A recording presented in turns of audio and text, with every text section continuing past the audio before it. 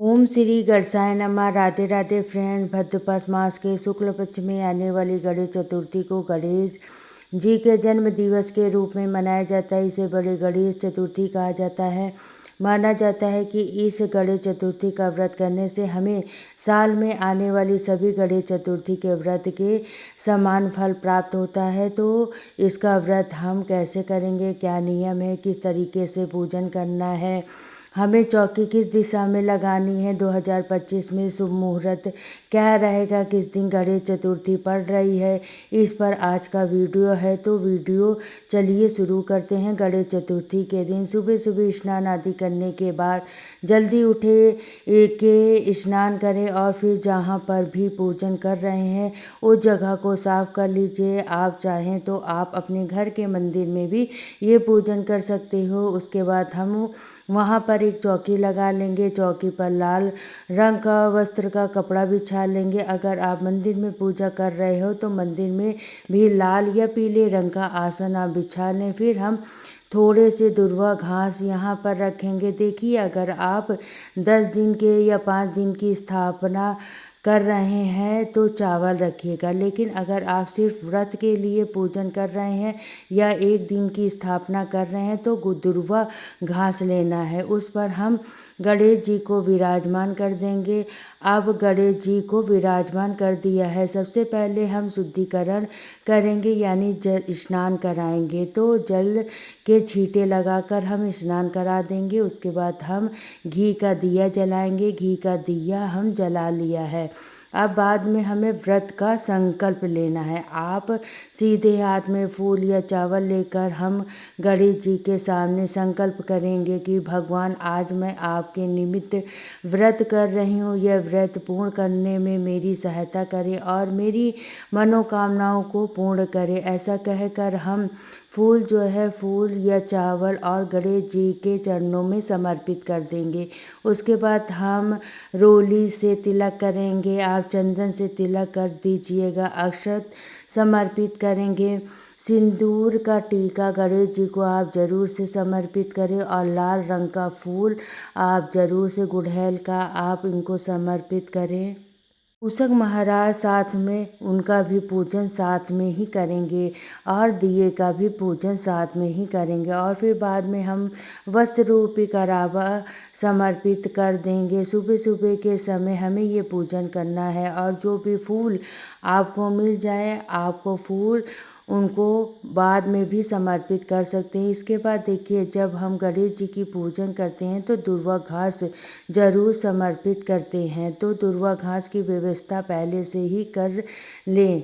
समर्पित करने के लिए आप चाहें तो दुर्वा घास को बांध लीजिए या कलावा से बांध कर एकजुट कर लीजिए। उसके बाद भोग प्रसाद समर्पित करेंगे। तो भोग में आप कोई भी मिठाई समर्पित कर सकते हैं। साथ ही ऋतु फल आप यहाँ पर समर्पित कर सकते हैं। तो इस तरीके से हम भोग समर्पित कर देंगे और भोग समर्पित करने के बाद हम हाथ जोड़कर भोग स्वीकार करने के लिए गणेश जी को प्रार्थना करेंगे कि आप ये भोग स्वीकार करें। उसके बाद हम दक्षिणा देंगे। इसके बाद हम जल का लोटा भी समर्पित कर देंगे।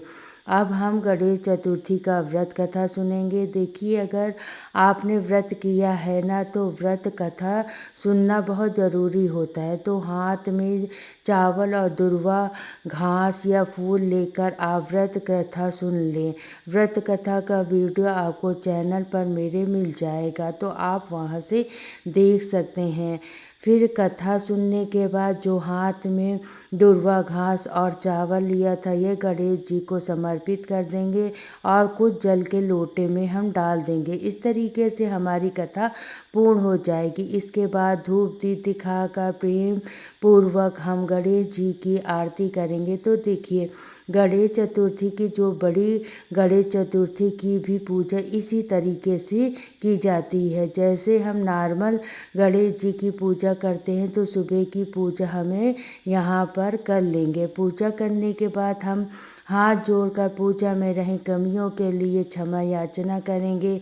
अपनी मनोकामनाओं को पूर्ण करने के लिए भगवान से प्रार्थना करेंगे। तो सुबह की पूजा हो गई। पूजा के बाद जो जल का लोटा हमने लिया था यह हम सूर्य देवता को अर्घ्य दे देंगे। सुबह जब हम पूजा करेंगे तो सूर्य देवता को हमें जल का लोटा हम अर्घ्य दे देंगे और प्रसाद जो आपने चढ़ाया है, भोग जो चढ़ाया वो घर के सभी सदस्यों को प्रसाद के रूप में बांट देंगे। और सुबह की पूजा करने के बाद आप व्रत करें, चाय पी सकते हैं, आप पानी पी सकते हैं, आप चाहे तो फल भी आप खा सकते हैं। तो पूरे दिन हो गए। शाम के समय हमें दोबारा से आरती करेंगे और भोग समर्पित करेंगे। इसके बाद हम क्या करना है, एक लोटा जल लेना है। यह जल हम चंद्रमा को अर्घ देंगे। तो इस जल में हमें चावल और दूर्वा डाल लेंगे। थोड़ा सा आप गुड़ डाल सकते हैं या जो भी मिठाई आपने भोग के लिए रूप में प्रसाद भगवान को समर्पित किया है, आप वो भी मीठा डाल सकते हो। इसमें हम थोड़ा सा कच्चा दूध डाल लेंगे। चंद्रमा को अर्घ देकर ही हमें व्रत का पारण करना है और थोड़े से हम इसमें फूल भी डाल लेंगे। तो इस तरीके से हमारा जल तैयार हो जाएगा। अब क्या दिक्कत है कि भाद्रपद मास के शुक्ल पक्ष की जो बड़ी गणेश चतुर्थी है, इस दिन चंद्रमा के हम दर्शन नहीं कर सकते हैं। यह श्राप लगा है कि चंद्रमा को जो भी इस दिन चंद्रमा के दर्शन करता है वो अशुभ होता है। तो बिना दर्शन किए हमें चंद्रमा को अर्घ कैसे दें, क्योंकि बिना चंद्रमा को अर्घ दिए व्रत का पारण नहीं कर सकते हैं। तो ऐसे में हम क्या करेंगे, जहाँ पर भी हमने पूजन किया था इस जगह पर हम चंद्रमा को अर्घ देंगे। अब अर्घ कैसे देना है, क्योंकि बाहर इस टाइम पर आप नहीं जाएं शाम के समय, क्योंकि गलती से भी आज चंद्रमा के दर्शन नहीं होने चाहिए, शुभ नहीं रहता है ये शास्त्र के अनुसार। तो हम परात ले लेंगे या तसला ले लेंगे, जो भी किचन का है उसका सबसे शुद्ध बर्तन हो, क्योंकि कभी भी जूठा नहीं होता। तो हम ने तसला लिया है। सर्वप्रथम हम स्वस्तिक बना लेंगे। आप चाहें तो आप चंद्रमा की आकृति भी बना सकते हो। स्वस्तिक बनाने के बाद चंदन से भी तिलक जरूर करिएगा, क्योंकि चंदन शीतलता का प्रतीक होता है, चंद्रमा भी शीतलता का प्रतीक होता है। और फिर जो हमने जल का लोटा तैयार किया था, जो जल तैयार किया है उसे हम अर्घ दे देंगे। तो यहाँ पर देखिए इस तसले में हमने वहीं पर जगह पर जहाँ हमने पूजन किया था गणेश भगवान जी के सामने ही चंद्रमा का ध्यान करते हुए ओम श्री चंद्रमा देवा नमः का मंत्र का जाप करते हुए तो घर में जगह पर पूजा किया था, मंदिर या चौकी लगाई थी, पूजा की थी, वहीं पर हम किसी बर्तन में इस तरीके से अर्घ दे देंगे। अर्घ देने के बाद हाथ जोड़कर पूजा में रही कमियों के लिए क्षमा याचना करेंगे, अपनी मनोकामनाओं को पूर्ति करने के लिए प्रार्थना करेंगे। तो इस तरीके से आप व्रत पूर्ण हो जाएगा। अब ये जो जल है, अगर आपके घर के अंदर ही कोई गमला है तो उसमें आप यह जल डाल सकते हैं, बाहर हमें नहीं जाना है। अगर गमला अंदर नहीं है तो आप अगले दिन सुबह किसी भी गमले में जल डाल सकते हैं। तुलसी के गमले में नहीं डालना है, इसके अलावा किसी भी गमले में आप किसी भी पौधे पर आप यह जल डाल सकते हो। तो इस तरीके से हमारी पूजा पूर्ण हो जाएगी। शाम को फिर यह अर्घ देने के बाद हमें व्रत का पारण करना है।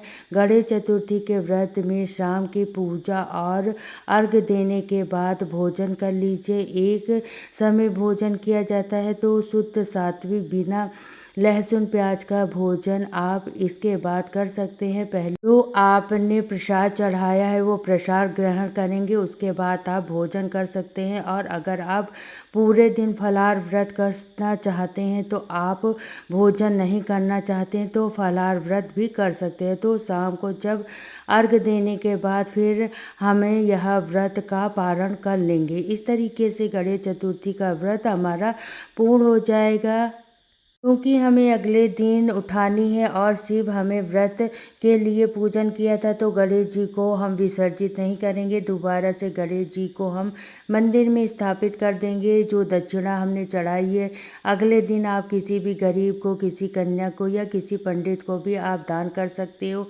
इस तरीके से हम गणेश चतुर्थी का व्रत करेंगे। तो फ्रेंड्स, जान लेते हैं 2025 में गणेश चतुर्थी का शुभ मुहूर्त।